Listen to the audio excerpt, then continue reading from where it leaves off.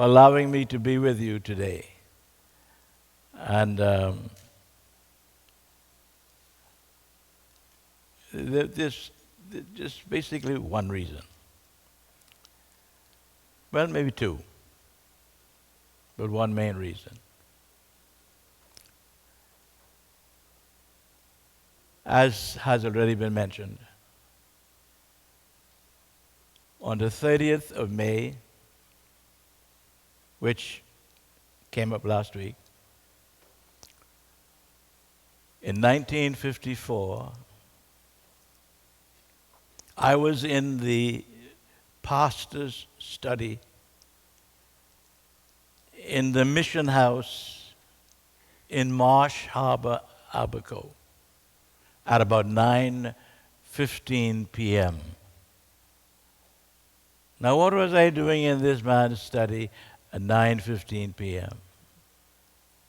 You want to hear the story? I didn't hear a soul. You want to hear the story?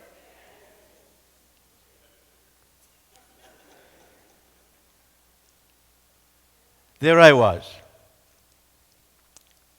I was 18 years old and some months. I was in Marsh Harbor because in September of '53, I was placed in charge of the school at Marsh Harbor as the head teacher. I owe that to a man named Leonard Thompson. He was the MP. The school was closed for 2 years, and they urgently needed a teacher.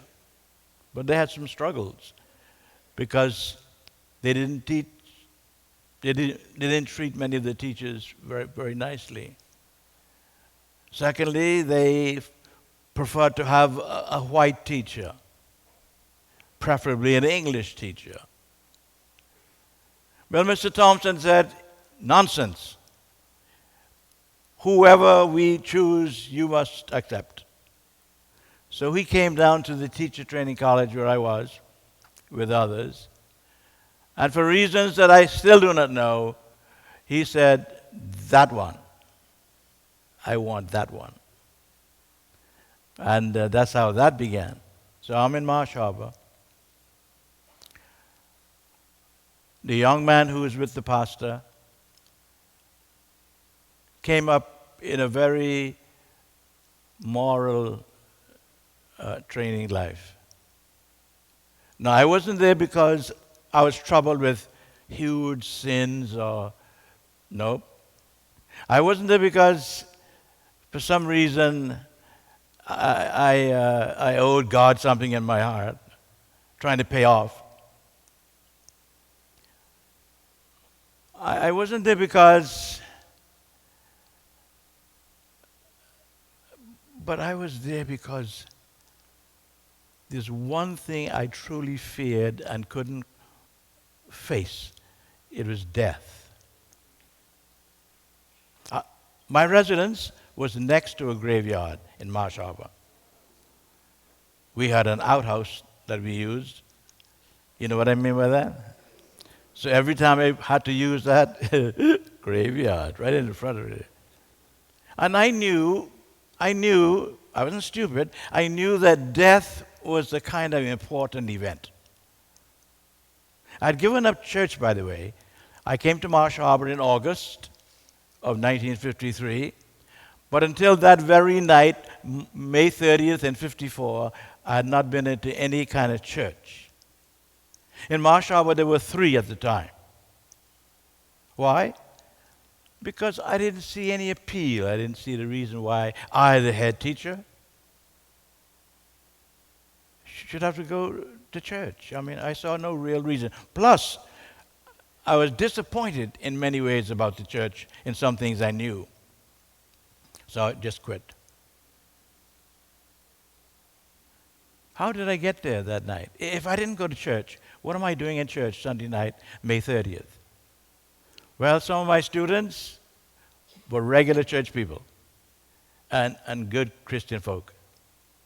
And every now and again, they would approach me and said, "Mr. Major, would you like to go to church?"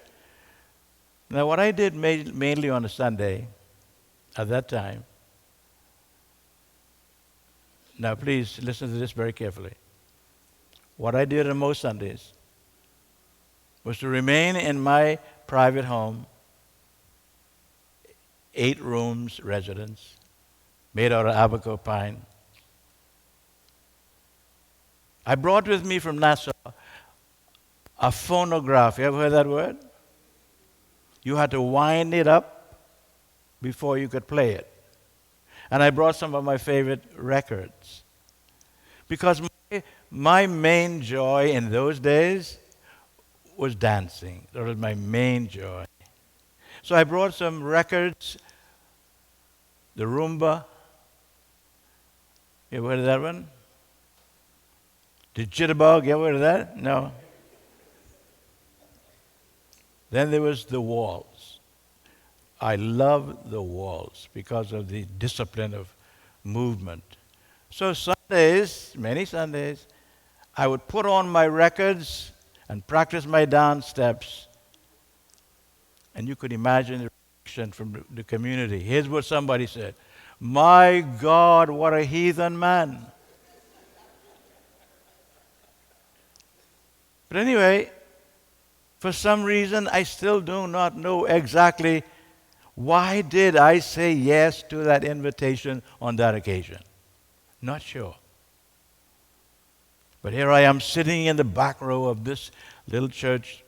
It's a house turned into a church, shabby looking, cobwebs up in the roof, and the bench was scrunchy. And what in the world is Rex Major, the head teacher, doing in this place? What was I doing here? Anyway, the program was built around music and drama and poetry, around the story of the prodigal son. Maybe that's why I went, because of the drama. There was a missionary in town working with that mission. He and his wife and 3 children were all musical. So during that presentation, his wife Henrietta played the organ. His daughter Janet played the violin. His 2 sons, Wayne and Bob, blew the trumpets. So the whole long Necker family, that's the name of the missionary, was involved. He sang, well, the whole thing is beautiful. I love that story, by the way. But he got up and sang, coming toward the end, baritone voice. I will arise and go, Father and home. My, that was so sweet. There was no sermon, no preaching. At the very close, he came up and stood, and he said this. I wonder if there is a prodigal son here tonight. And you know, immediately I said, he's talking to me. Amazing, eh? Other people are there. But all of a sudden, he and I are now involved. And my mind rushes around. My life came before me. At that time, I wanted to be the most outstanding educator in the history of the Bahamas. That was my goal. Really, deep down, my father and I had a plan to make me the first Bahamian director of education and send the British back where they belong. Eh? Anyway. And I was well on my way. I was well on my way. At the age of 17, I'd passed my teacher's exam, which was taken from London. I was guaranteed 3 years to one of the schools there as soon as I had some work to do.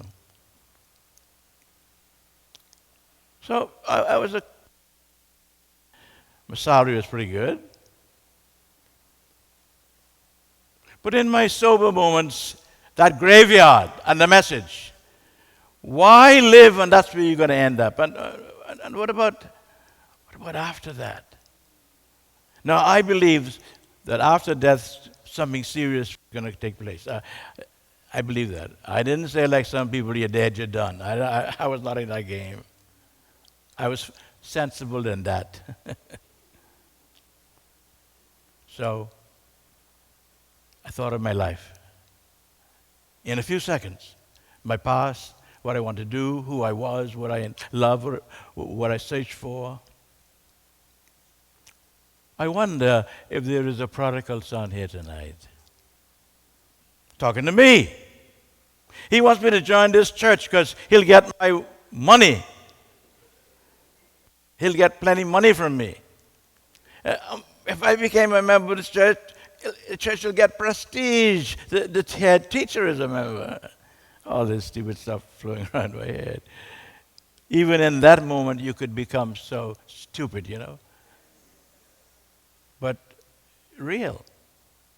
That's how I'm thinking. Is there a prodigal son here tonight? He's got not me. Only seconds now. I'm sitting there.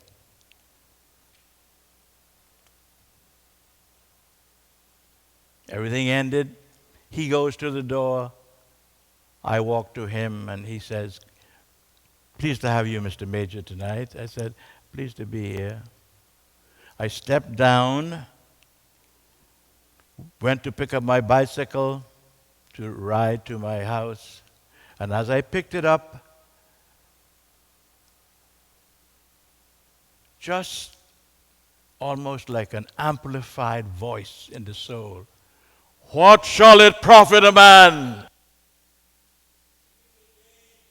world and lose his own soul? I stood, put the bicycle down, thought about some more. What will this mean to me? What will happen to me? And picked the bicycle up to go again. What shall it profit a man?